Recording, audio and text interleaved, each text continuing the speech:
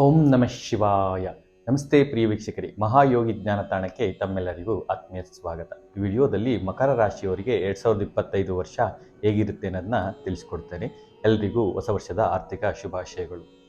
ಮಕರ ರಾಶಿಯವರಿಗೆ ಕಳೆದ 7 ವರ್ಷಗಳಿಂದ ಸಾಡೆ ಸಾತಿ ಒಂದು ಶನಿಯ ಪ್ರತಿಕೂಲ ಪ್ರಭಾವ ನಡೀತಾ ಇತ್ತು. ಮಕರ ರಾಶಿಯವರಿಗೆ ನಾವು 2023ರಲ್ಲಿ ಹೇಳಿದ್ದು, 24ರಲ್ಲಿ ಹೇಳ್ಕೊಂಡು ಬರ್ತಾ ಇದ್ವಿ, ಎಲ್ಲ ನೀವು ರಿಕವರ್ ಆಗ್ತೀರಾ, ವಾಪಸ್ ಟ್ರ್ಯಾಕಿಗೆ ಬರ್ತೀರಾ ಅಂತ. ಆದರೆ ಕೆಲವೊಬ್ರು ಕಮೆಂಟ್ ಮಾಡ್ತಲೇ ಇದ್ರು, ಇಲ್ಲ ನಮಗೇನು ಒಳ್ಳೇದಾಗ್ತಾ ಇಲ್ಲ, ಏನು ಶುಭ ಫಲ ಬರ್ತಾ ಇಲ್ಲ ಅಂತ. ಆದರೆ ಎಷ್ಟೆಲ್ಲ ನಿಮ್ಮ ಒಂದು ಬ್ಲ್ಯಾಕೇಜ್ ಇತ್ತು, ಈ ವರ್ಷ ಶನಿ ಸಾಡೆ ಸಾತಿಯ ಒಂದು ಪ್ರಭಾವವನ್ನು ಬಿಟ್ಟು ನಿಮಗೆ ಒಂದು ಶುಭ ಸ್ಥಾನಕ್ಕೆ ಸಂಚಾರ ಮಾಡ್ತಾ ಇದ್ದಾರೆ. ಮಾರ್ಚ್ 29ನೇ ತಾರೀಕು ಶನಿಯು ತೃತೀಯ ಭಾವಕ್ಕೆ ಸಂಚಾರ ಮಾಡ್ತಾ ಇದ್ದಾರೆ. ಇದೊಂದು ಅದ್ಭುತವಾದ ಬದಲಾವಣೆ. ನೀವು ಎಷ್ಟೆಲ್ಲ ಕಷ್ಟ, ನೋವು, ಅವಮಾನ, ಸಾಲ ಎಲ್ಲ ಅನುಭವಿಸಿದ್ರಿ, ಎಲ್ಲದಕ್ಕೂ ಒಂದು ಮುಕ್ತಿಯನ್ನು ಸಿಗುತ್ತೆ. ಹಂತವಾಗಿ ಗ್ರ್ಯಾಜುವಲ್ ಆಗಿ ನೀವು ಲೈಫಲ್ಲಿ ಗ್ರೋತ್ ಅನ್ನೋದು ಕಾಣ್ತಾ ಹೋಗ್ತೀರಾ. ಕೆಲವರಿಗೆ ಪರ್ಸ್ನಲ್ ಲೈಫಲ್ಲಿ ತುಂಬ ಅಡೆತಡೆಗಳು ಬಂತು, ಕೆಲವರಿಗೆ ಪ್ರೊಫೆಷ್ನಲ್ ಲೈಫಲ್ಲಿ ಅಡೆತಡೆಗಳು ಬಂತು. ಮುಖ್ಯವಾಗಿ ಮಕರ ರಾಶಿಯವರಿಗೆ ಆರ್ಥಿಕವಾಗಿ ಮತ್ತು ಆರೋಗ್ಯವಾಗಿ ವಿಚಾರವಾಗಿ ತುಂಬ ತೊಂದರೆಗಳನ್ನ ಅನುಭವಿಸಿದ್ರಿ. ಒಂದು ಶನಿಯ ಪ್ರತಿಕೂಲ ಅನ್ನೋದು ಈಗ ಬಿಡ್ತಾ ಇದೆ. ಹಾಗಾಗಿ ನೀವು ಏಪ್ರಿಲಿಂದ ಶುಭಫಲಗಳನ್ನ ನೀವು ನಿರೀಕ್ಷಿಸ್ಬೋದು. ಶನಿ ತೃತೀಯ ಭಾವಕ್ಕೆ ಬರ್ತಾ ಇದ್ದಾರೆ. ನಿಮ್ಮಲ್ಲಿ ಒಂದು ಅತ್ಯುತ್ಸಾಹ, ಒಂದು ಪರಾಕ್ರಮ, ಒಂದು ಧೈರ್ಯ ಅನ್ನೋದು ತನ್ನಿಂದ ತಾನೇ ಬರುತ್ತೆ. ಒಂದು ಆ ಗ್ರಹಗಳ ಪ್ರಭಾವದಿಂದ ನಿಮಗೆ ಎಲ್ಲ ಕ್ಷೇತ್ರಗಳಲ್ಲಿ ಧೈರ್ಯವಾಗಿ ಮುನ್ನುಗ್ತೀರ. ಹಾಗೆ ಒಂದು ಕಿರಿಯ ಸಹೋದರಿ ಸಮಾನರು ನಿಮಗೆ ನಿಮ್ಮ ಒಂದು ಕೆಲಸದಲ್ಲಿ ಅಥವಾ ನಿಮ್ಮ ಕಾರ್ಯಕ್ಷೇತ್ರದಲ್ಲಿ ನಿಮ್ಮ ಸಹಾಯಕ್ಕೆ, ನಿಮ್ಮ ಬೆನ್ನೆಲುಬಾಗಿ ಬಂದು ನಿಲ್ತಾರೆ. ಹಾಗೆ ಯಾರು ಒಂದು ಮೀಡಿಯಾ ಫೀಲ್ಡಲ್ಲಿದ್ದೀರಾ, ಕಮ್ಯುನಿಕೇಷನ್ ಫೀಲ್ಡಲ್ಲಿದ್ದೀರಾ, ರೈಟಿಂಗ್ ಫೀಲ್ಡು, ಸ್ಪೋರ್ಟ್ಸ್ ಫೀಲ್ಡು, ಈ ಥರ ಯಾರಿದ್ದೀರಾ ಇವರಿಗೆಲ್ಲ ಖಂಡಿತ ಒಂದು ಅದ್ಭುತವಾದ ಒಂದು ಲಾಭ ಅನ್ನೋದು ನೀವು ನೋಡ್ತೀರಾ. ಒಳ್ಳೆಯ ಅವಕಾಶಗಳು ಸಿಗುತ್ತೆ. ಹಾಗೆ ಈ ಕಾರ್ಯಕ್ಷೇತ್ರದಲ್ಲಿ ಒಂದು ಬದಲಾವಣೆಗಳು ಜಾಸ್ತಿ ಬರ್ತಾ ಇತ್ತು. ನೀವೀಗ ಒಂದು ಕಾರ್ಯಕ್ಷೇತ್ರದಲ್ಲಿ ಒಂದು ಉನ್ನತ ಸ್ಥಾನಕ್ಕೆ ಹೋಗುವಂಥ ಯೋಗ ಮಕರ ರಾಶಿಯವರಿಗೆ ಬರ್ತಾ ಇದೆ. ಈ ಸಾಡೆ ಸಾತಿ ಪ್ರಭಾವ ಮುಗಿದ ತಕ್ಷಣವೇ ನಿಮ್ಮಲ್ಲೇ ಏನೋ ಒಂದು ಎಷ್ಟೋ ಭಾರ ಇತ್ತು, ಹೊತ್ಕೊಂಡಿದ್ದೆ ಮತ್ತು ಹಗುರವಾಯಿತು ಅನ್ನೋ ಒಂದು ಭಾವ ನಿಮಗೆ ಏಪ್ರಿಲ್ ನಂತರ ಖಂಡಿತ ಬರುತ್ತೆ. ನಿರೀಕ್ಷಿಸಿ, ನೀವು ಖಂಡಿತ ಒಳ್ಳೆಯದಾಗುತ್ತೆ.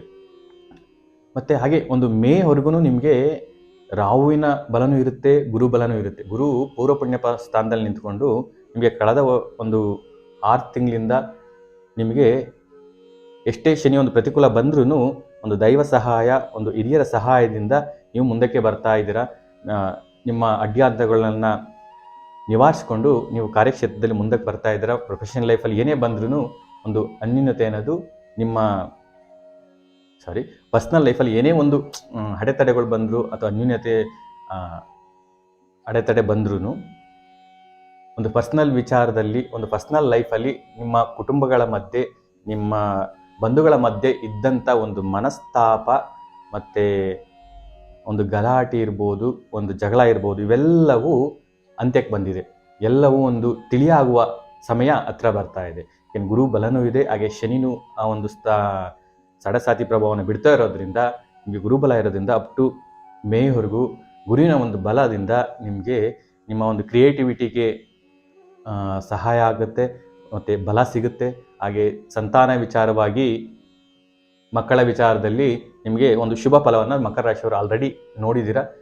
ಯಾರು ಪ್ರಯತ್ನ ಮಾಡ್ತಿರ್ತೀರ ಮಕ್ಕಳ ಬಗ್ಗೆ, ಮೇವರೆಗೂ ನಿಮಗೆ ಅತ್ಯಂತ ಶುಭ ಫಲ ಇದೆ. ಹಾಗೆ ಒಂದು ಲೈಫಲ್ಲಿ ಯಾರಿದ್ರಿ ಮಕರ ರಾಶಿಯವರು, ಕಳೆದ ವರ್ಷವೂ ಹೇಳಿದ್ದೆ, ನಿಮ್ಮ ಒಂದು ಪ್ರೀತಿ, ಒಂದು ಪ್ರೇಮ ಗುರು ಹಿರಿಯರ ಆಶೀರ್ವಾದದಿಂದ ಮದುವೆಯಾಗಿ ಬದಲಾವಣೆ ಆಗುತ್ತೆ ಅಂತ. ತುಂಬ ಜನ ಮದುವೆಗೆ ಸಿದ್ಧತೆಯನ್ನು ತಯಾರಿ ಮಾಡ್ಕೋತಾ ಇದ್ದೀರಾ, ತುಂಬ ಜನ ವಿವಾಹ ಆಗಿದ್ದೀರಾ. ಸೊ ನಿಮ್ಮ ಪ್ರೀತಿ ಅನ್ನೋದು ಸಕ್ಸಸ್ಸನ್ನು ಕಾಣುತ್ತೆ. ಮೇ ನಂತರ ಜೂನ್ ಇಂದ ಗುರು ಷಷ್ಠಭಾವಕ್ಕೆ ಬರೋದ್ರಿಂದ ನೀವು ಸ್ವಲ್ಪ ಕೆಲವು ವರ್ಷಗಳಿಂದ ಒತ್ತಡ, ಟೆನ್ಷನ್ಸು, ಸ್ಟ್ರೆಸ್ಸಿಂದ ಆರೋಗ್ಯದ ಬಗ್ಗೆ ಗಮನ ಕೊಟ್ಟಿರೋದಿಲ್ಲ. ಹಾಗಾಗಿ ನಿಮ್ಮ ಡೈಜೆಸ್ಟಿವ್ ಸಿಸ್ಟಮ್ ಬಗ್ಗೆ ಗಮನ ಕೊಡಿ. ಹಾಗೆ ನಿಮ್ಮ ಡಯಟ್ ಬಗ್ಗೆ ಗಮನ ಕೊಡಿ. ಮಧುಮೇಹ ಸಮಸ್ಯೆ ಇದ್ದವರು ಹೆಚ್ಚಿನ ಗಮನ ಕೊಡಬೇಕು. ಯಾಕೆಂದರೆ ಗುರುವು ಡೈಜೆಸ್ಟಿವ್ ಸಿಸ್ಟಮ್ಗೆ ಕಾರಕ ಆಗಿರೋದ್ರಿಂದ ಗುರು ಷಷ್ಠಭಾವಕ್ಕೆ ಹೋದಾಗ ರೋಗಗಳು ಉಲ್ಬಣಗೊಳ್ಳುವ ಸಾಧ್ಯತೆ ಇರುತ್ತೆ. ಹಾಗಾಗಿ ಮೇಯ್ನ್ ನೀವು ಡಯಟ್ ಪ್ಲ್ಯಾನ್ ಮಾಡಿಕೊಂಡು ದಿನನಿತ್ಯ ವ್ಯಾಯಾಮ, ನಡಿಗೆ, ಆಹಾರ ಕ್ರಮಗಳನ್ನು ಅನುಸರಿಸಿದರೆ ಆರೋಗ್ಯ ಸಮಸ್ಯೆ ಬಾಧಿಸೋದಿಲ್ಲ. ಹಾಗೆ ಈಗ ನಿಮಗೆ ಸ್ವಲ್ಪ ಗುಪ್ತ ಶತ್ರುಗಳು, ಹಿತಶತ್ರುಗಳು ಕಾಟ ಕೊಡುವ ಸಾಧ್ಯತೆ ಇರುತ್ತೆ. ಸೊ ಅದ್ರ ಬಗ್ಗೆ ನೀವು ಗಮನ ಕೊಡಿ. ಆದಷ್ಟು ನೀವು ಗುರುಗಳ ಆಶೀರ್ವಾದನ ಪಡ್ಕೊಳ್ಳಿ. ಗುರುಗಳ ದೇವಸ್ಥಾನಕ್ಕಾಗ್ಬೋದು, ಗುರುಗಳ ಸನ್ನಿಧಾನಕ್ಕೆ ನೀವು ಹೋಗ್ತಾ ಇದ್ರೆ ಆ ಒಂದು ಹಿತಶತ್ರುಗಳ ಒಂದು ಕಾಟ ಅನ್ನೋದು ಇರೋದಿಲ್ಲ. ಹಾಗೆ ಗುರುವು ಷಷ್ಠಭಾವಕ್ಕೆ ಹೋದ್ರೂ ಧನಸ್ಥಾನವನ್ನು ನೋಡ್ತಾರೆ, ಕರ್ಮಸ್ಥಾನವನ್ನು ನೋಡೋದ್ರಿಂದ ಗುರುವಿನ ದೃಷ್ಟಿ ಹೇಗೆ ಅಂದರೆ ಅಮೃತ ಸಮಾನ. ಹೇಗೆ ಒಂದು ದೀಪ ತನ್ನ ಸುತ್ತಮುತ್ತಲಿನ ಪ್ರದೇಶವನ್ನು ಪ್ರಜ್ವಲಗೊಳಿಸುತ್ತೋ, ಹಾಗೆ ಗುರುವಿನ ದೃಷ್ಟಿ ಒಂದು ಜೀವನದಲ್ಲಿ ನಮ್ಮ ಜೀವನವನ್ನು ಪ್ರಜ್ವಲಗೊಳಿಸುತ್ತೆ. ಹಾಗಾಗಿ ದಶಮ ಭಾವದಲ್ಲಿ ಬಿಡೋದ್ರಿಂದ ಕರ್ಮಸ್ಥಾನದಲ್ಲಿ ನಿಮಗೆ ಒಂದು ಬದಲಾವಣೆ ಇರುತ್ತೆ. ಹಾಗೆ ಒಂದು ಸ್ಥಾನ ಅನ್ನೋದು ಲಭ್ಯವಾಗುತ್ತೆ. ಇನ್ಕಮ್ ಅನ್ನೋದು ನಿಮಗೆ ಇನ್ಕ್ರೀಸ್ ಆಗ್ತಾ ಹೋಗುತ್ತೆ. ನಿಮ್ಮ ಗ್ರೋತ್ ತಡೀಲಿಕ್ಕೆ ಯಾರೂ ಸಾಧ್ಯ ಇಲ್ಲ. ನೀವು ಏನಂದರೆ ಧೈರ್ಯದಿಂದ ಮುನ್ನುಗ್ಗಬೇಕಷ್ಟೆ. ಹಾಗೆ ರಾಹು ಅಪ್ ಟು ಮೇವರೆಗೂ ತೃತೀಯ ಭಾವದಲ್ಲಿದ್ದು ಒಂದು ವರ್ಷದಿಂದ ನಿಮಗೆ ಎಷ್ಟೇ ಕಷ್ಟ ಬಂದರೂ ನಾನು ಗೆಲ್ಲಬಲ್ಲೆ, ನಾನು ಮಾಡಬಲ್ಲೆ, ನಾನು ಎದುರಿಸ್ತೀನಿ, ನಾನು ಮುಂದುವರಿತೀನಿ, ಮುಂದೆ ಒಳ್ಳೆ ದಿನ ಬಂದೇ ಬರುತ್ತೆ ಅನ್ನೋ ಒಂದು ಭರವಸೆಯಿಂದ ಮುನ್ನುಗ್ತಿದ್ರಿ, ಎಲ್ಲ ಪ್ರಯತ್ನಗಳು ಮಾಡಿದ್ರಿ. ಆ ಒಂದು ಬಲವನ್ನು ರಾಹು ಕೊಟ್ಟಿದ್ರು 3ನೇ ಭಾವದಲ್ಲಿ. ಮೇ ನಂತರ ದ್ವಿತೀಯ ಭಾವಕ್ಕೆ ಬರ್ತಾ ಇದ್ದಾರೆ, ಅದು ಧನಸ್ಥಾನಕ್ಕೆ, ಕುಟುಂಬ ಸ್ಥಾನಕ್ಕೆ. ಸೊ ಮಾತಿನಲ್ಲಿ ಸ್ವಲ್ಪ ಜಾಗ್ರತೆ ಇರಲಿ. ಹಾಗೆ ಈ ತೆಗೆದುಕೊಳ್ಳುವ ಆಹಾರದಲ್ಲಿ ಸ್ವಲ್ಪ ಆದಷ್ಟು ಔಟ್ಸೈಡ್ ಫುಡ್ಡನ್ನು ಅವಾಯ್ಡ್ ಮಾಡಬೇಕಾಗತ್ತೆ. ಒಂದು ಹೊಸ ಫುಡ್ಗೆ ಯಾವುದಕ್ಕೂ ಪ್ರಯೋಗ ಮಾಡಲಿಕ್ಕೆ ಹೋಗಬೇಡಿ. ಡೈಲಿ ಏನು ಮಾಡ್ತಾ ಇದ್ರಿ ಅದನ್ನೇ ಇದು ಮಾಡ್ಕೊಳ್ಳಿ. ಯಾಕೆಂದರೆ ರಾಹು ವಿಷಕಾರಕ ಗ್ರಹ ಆಗಿರೋದ್ರಿಂದ ಫುಡ್ ಪಾಯ್ಸನ್ ಆಗೋ ಸಾಧ್ಯತೆ ಇರುತ್ತೆ.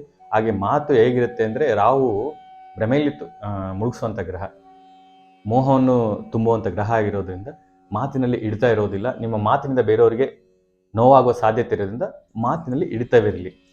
ಹಾಗೆ ಒಂದು ಕುಟುಂಬದಲ್ಲಿ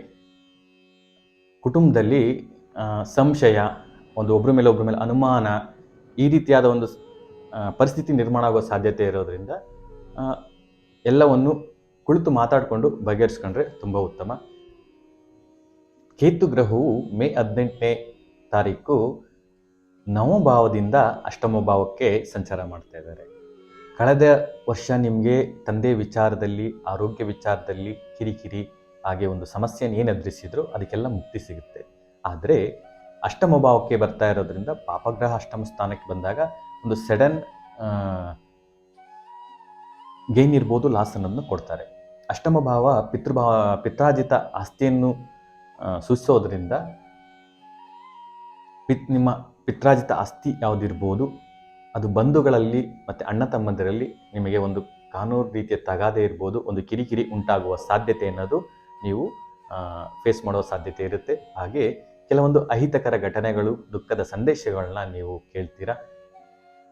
ಹಾಗೆ ಯಾರು R&D ಡಿಪಾರ್ಟ್ಮೆಂಟಲ್ಲಿದ್ದೀರಾ, ರಿಸರ್ಚ್ ಡಿಪಾರ್ಟ್ಮೆಂಟಲ್ಲಿದ್ದೀರಾ, ಅಕ್ಲಟ್ ಡಿಪಾರ್ಟ್ಮೆಂಟಲ್ಲಿದ್ದೀರಾ, ಅವ್ರಿಗೆ ಖಂಡಿತ ಒಂದು ಹೆಚ್ಚಿನ ಯಶಸ್ಸನ್ನು ನೀವು ಖಂಡಿತ ಕಾಣ್ತೀರಾ. ಯಾಕೆಂದರೆ ಕೇತು ಗ್ರಹವು ಅಕ್ಲೆಟ್ನ್ನು ಸೂಚನೆ ಮಾಡೋದ್ರಿಂದ, ಅಷ್ಟಮ ಭಾವದಲ್ಲಿ ಒಂದು ಟ್ರಾನ್ಸ್ಫಾರ್ಮೇಷನ್ ಹೌಸ್ ಆಗಿರೋದ್ರಿಂದ ಒಂದು ಹೊಸ ರೀತಿಯ ಆವಿಷ್ಕಾರಗಳು ಜೀವನದಲ್ಲಿ ನೀವೇನಾದ್ರು ಮಾಡಬೇಕು, ಟ್ರಾನ್ಸ್ಫಾರ್ಮೇಷನ್ ಮಾಡಬೇಕು ಅಂತ ಇದ್ದರೆ ಮೇ ನಂತರ ಜೂನ್ ಇಂದ ನಿಮಗೆ ಪ್ರಯತ್ನ ಮಾಡಿದರೆ ಖಂಡಿತ ಯಶಸ್ಸು ಅನ್ನೋದು ಲಭಿಸ್ತಾ ಹೋಗುತ್ತೆ. ಮಕರ ರಾಶಿಯವರು ಕೇತು ಗ್ರಹಕ್ಕೆ ಗಣಪತಿ ಆರಾಧನೆ ಮಾಡಿ, ಹಾಗೆ ಕಾರ್ಯಕ್ಷೇತ್ರ ಇರ್ಬೋದು ಅಥವಾ ನಿಮ್ಮ ಮನೆ ಹತ್ರ ಇರ್ಬೋದು, ನಾಯಿಗಳಿಗೆ ಆಹಾರ ನೀಡ್ತಾ ಬನ್ನಿ. ಆಗ ಕೇತುವಿನ ದುಷ್ಪ್ರಭಾವ ಕಡಿಮೆಯಾಗಿ ಶುಭಫಲ ಸಿಗುತ್ತೆ. ಹಾಗೆ ಗುರುವಿನ ಸ್ಥಾನಗಳಿಗೆ ಹೆಚ್ಚೆಚ್ಚು ಭೇಟಿ ಕೊಡಿ. ಗುರುವಿನ ಒಂದು ಬಲ ಬೇಕಾಗಿರೋದ್ರಿಂದ ಜೂನಿಂದ ಗುರುವಿನ ಸ್ಥಾನಗಳಿಗೆ ನೀವು ಹೆಚ್ಚು ಭೇಟಿ ಕೊಡೋದ್ರಿಂದ, ಕ್ಷೇತ್ರವಾಸ ಮಾಡೋದ್ರಿಂದ ಗುರುವಿನ ಬಲ ಬರುತ್ತೆ. ಹಾಗೆ ಸಾಧ್ಯವಾದರೆ ಗುರುಚರಿತ್ರೆಯನ್ನು ನೀವು ಪಾರಾಯಣ ಮಾಡಿ.